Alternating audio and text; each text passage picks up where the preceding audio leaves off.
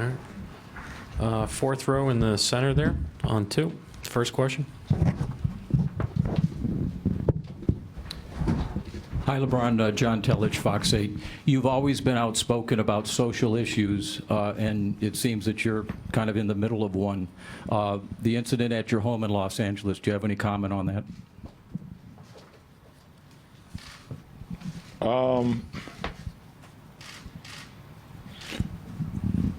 I mean, as I sit here on the eve of, excuse me, on the eve of one of the greatest sporting events that we have in sports, you know, race and what's going on comes again, and on my behalf and my family's behalf.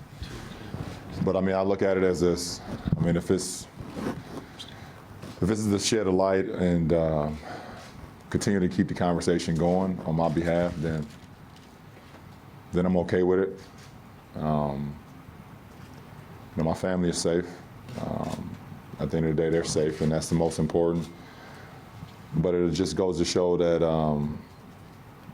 that racism will always be a part of the world, a part of America. And you know, hate, you know, in America, especially for African American, is living every day. And even though that, you know, that it's concealed most of the time, even though people hide their faces and will say things about you, and when they see you, they smile in your face. It's alive every single day. And I think back to Emmett Till's mom, actually. It's kind of one of the first things I thought of. And the reason that she had a open casket is because she wanted to show the world what her son went through as far as a hate crime and, you know, being black in America. So it's like it doesn't, no matter how much money you have, no matter how famous you are, no matter how many people admire you, you know, being black in America is tough, and we got a long way to go, you know, for us as a society and for us as African Americans until we feel equal in America. And you know, but my family is safe, and you know, that's what's important. Same row on the aisle here.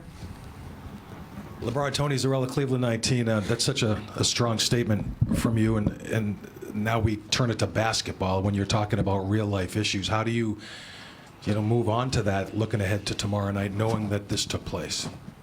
Well, I mean, at the end of the day, I'll be focused tomorrow on our game plan and focus on these games. But also know I'm at a point in my life where my priorities is in place, and basketball comes second to my family. It actually comes, you know, after me continuing to be a role model to the youth, and what I do as far as with my foundation. It won't take no. I will be as focused as I can be on the job at hand tomorrow. But it always, you know, this is a situation where, you know, just puts me back in place of what's actually more important, and basketball is not the most important thing in my life. Next question in the back. Robert Littell, Black Sports Online. At this point, LeBron, going to so many finals, I'm sure you've heard almost every type of question, answered every type of question. Do you mind telling us a story or an experience from your finals experience that maybe we haven't heard before? I can't even sit here and to even think about it. Yeah, I'm in a position where I'm just blessed, and I'm honored to be a part of. You know, we have All-Star Weekend and we have the finals. These are our two biggest events. You have the NBA draft will be third. And I'm sitting here once again with this franchise being able to be a part of the NBA finals, where our game is covered by so many different countries all over the world. And it brings a spotlight to two of the best teams that we have in our sport today. So that's what I'm more proud about, and that's the story I have right now. Ramona on the right. Okay. LeBron, Ramona Shelburne, ESPN. I'm hiding back here. What's your relationship with Kevin Durant like? I know you guys have spent time together in the off season. You played on national teams, and like I know in 2011, didn't he come out to Akron to come train with you a little bit? Do you have that relationship still, or is it healthy competitive? Our relationship was very good.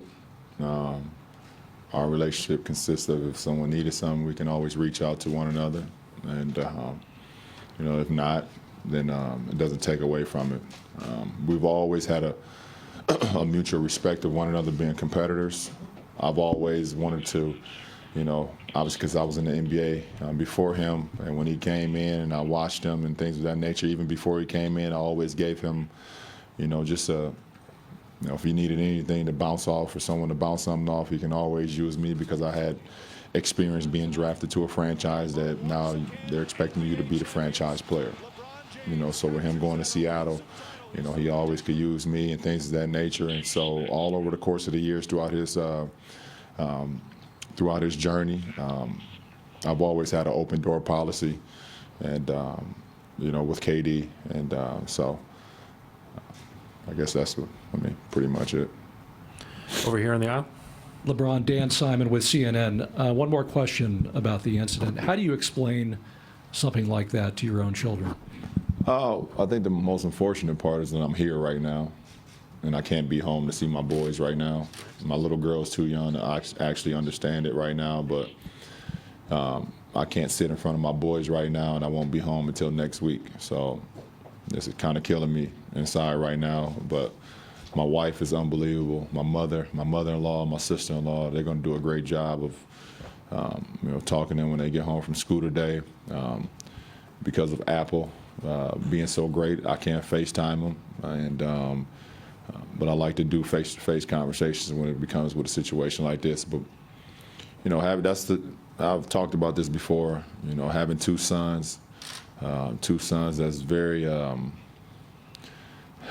they have great minds. They're very open to life and love life and things of that nature. So for me to be able just to try to give them the blueprint as much as I can on what life has to offer, you know, but at the end of the day, they're going to have to walk their own path. And hopefully I give them enough life skills throughout their journey where when they're ready to fly, they can fly on their own. Chris, standing on the left over here. Chris Haynes, ESPN. Brian, you've been through multiple odds throughout your career. Last year, it sounds like this is it again. Do you still get a drive or a high for trying to, I don't want to say prove people wrong, but just trying to silence folks? No, I'm not in that department anymore. I left that in the 20s. I'm not in the prove people wrong, silence critics, people department no more. I got a promotion when I got to the 30s, so at the end of the day, I know what I've done. I know what I'm built. I know the way I'm built. My only motivation is to be able to compete for a championship every single year. And I'm sitting here today blessed once again because I put in the work and our teammates have put in the work. So, yeah, that doesn't matter to me. Dave in the back. LeBron, Dave